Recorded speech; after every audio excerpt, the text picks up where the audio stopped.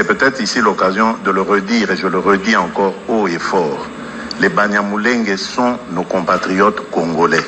Je ne tolérerai pas qu'il y ait de la discrimination sur cette communauté. Je la défendrai comme je défendrai toutes les communautés de la République démocratique du Congo de la même manière. Je viens d'ailleurs d'envoyer un de mes conseillers, mon chargé de mission, qui est Munyamulenge. Moi, j'ai un Munyamulenge dans mon cabinet, qui revient de mission, une mission périlleuse.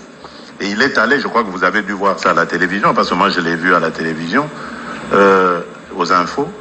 Il est allé à Bibokoboko, dans les hauts plateaux. Il est allé à Baraka. Il est allé, j'oublie l'autre patin. Il a rencontré toutes les communautés. Banyamulenge, Bembe, Fuliro, Bavira, les Bashi, tout ça. Il les a mis ensemble. J'ai vu les images. Il les a mis ensemble. Il leur a prêché la paix. Et il y avait même là un de ceux qu'on dit, qu'on donne comme un anti-Banyamulenge, etc., le fameux Yakutumba. Yakutumba était là. Lui aussi, il a donné un message de paix. Donc il y a un espoir qui renaît dans cette partie du pays, que seul le Rwanda est mécontent de voir. Le Rwanda et ses supplétifs que vous avez nommés là, qui sont, eux, chargés d'agiter justement cette paix, de la bouleverser, de la perturber, pour que le massacre des Banyamulenge continue et qu'ils puissent le justifier. Vous vous souvenez, lorsque nous avons repris la ville d'Uvira, une manipulation avait été faite pour que tous les Banyamulenge vident les lieux et qu'on brandisse cela comme un prétexte pour dire, vous voyez pourquoi on fait la guerre? Parce que les Banyamulenge sont maltraités. Dieu merci. Beaucoup sont restés, j'ai donné des instructions, on ne touche pas, on n'a pas touché, et aujourd'hui, ils sont contents. Et chose bizarre, ceux qu'on avait entraînés dans des manipulations sont en train de demander à rentrer à Uvira. Mais ils sont prisonniers. On les a gardés prisonniers de l'autre côté parce qu'ils ne veulent pas qu'ils retournent. Donc vous voyez que cette guerre, c'est une guerre qui nous a été imposée pour d'autres raisons.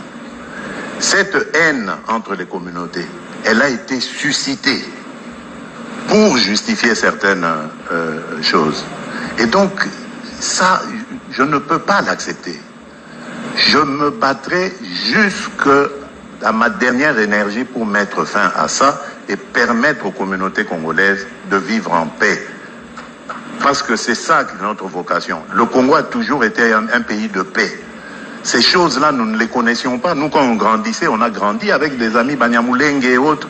On ne connaissait pas ces choses-là. Moi, j'ai su que j'étais Moulouba du Kassai quand j'avais plus de 10 ans.